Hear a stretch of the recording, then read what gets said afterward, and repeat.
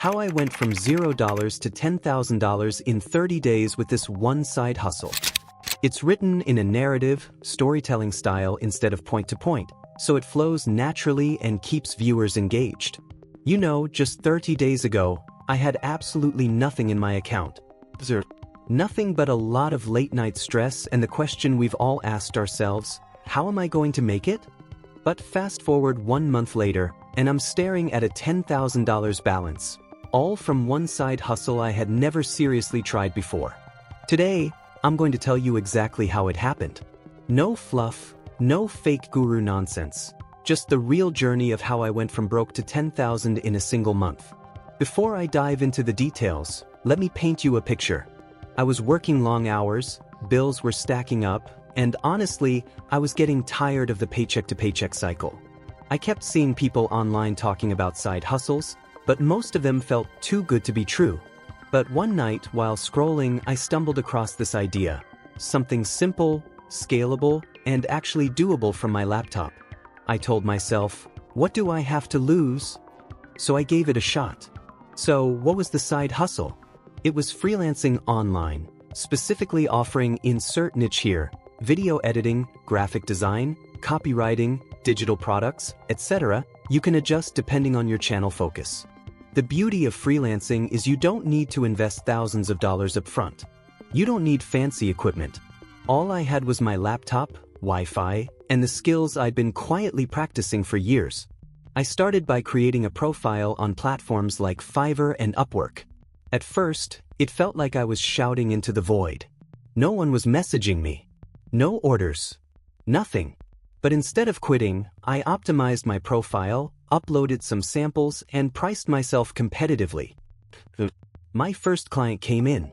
It wasn't a huge order, maybe $50, but when I saw that money hit my account, it lit a fire in me. After that, things started snowballing. Every completed job led to a review, and every review led to more clients.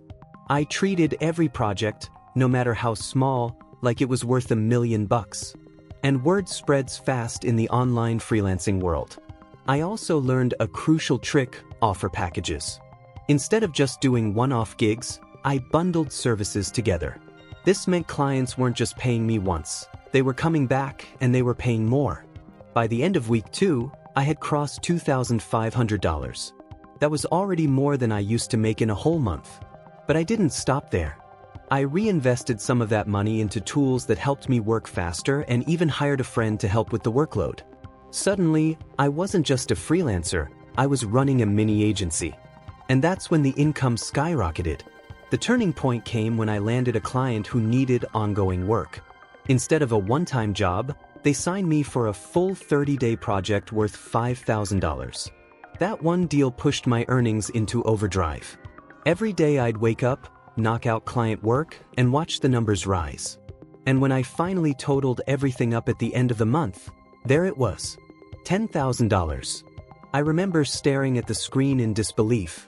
Just a month ago, I had nothing. Now I had proof that this worked, not just for others, but for me. Here's what this journey taught me. You don't need to invent the next Facebook to make money. Sometimes, all you need is to solve someone else's problem. Consistency beats talent. Plenty of people on those freelancing sites were more skilled than me, but I showed up, delivered, and communicated well, and clients loved that. Don't wait for the perfect time. If I had waited until I was ready, I'd still be broke. So, can you do the same thing? Absolutely. It's not going to be easy, but if you're willing to put in the effort, you can start building your own $10,000 side hustle, one client at a time. If you found this inspiring, hit that like button, subscribe for more content like this, and let me know in the comments what side hustle you're considering. Who knows, maybe your story will be the next $10,000 success. How can I create a niche within this niche? So I like Reddit for that. A Google Trends, it's an obvious one, but it's so powerful. I don't know why more people don't use it. When you have an idea for a niche, for example, the FIRE movement, you can see what's going on. And I actually use this other tool called Glimpse, which just basically supercharges my Google Trends. I'm not affiliated with this product or anything like that, but I just think it's really cool.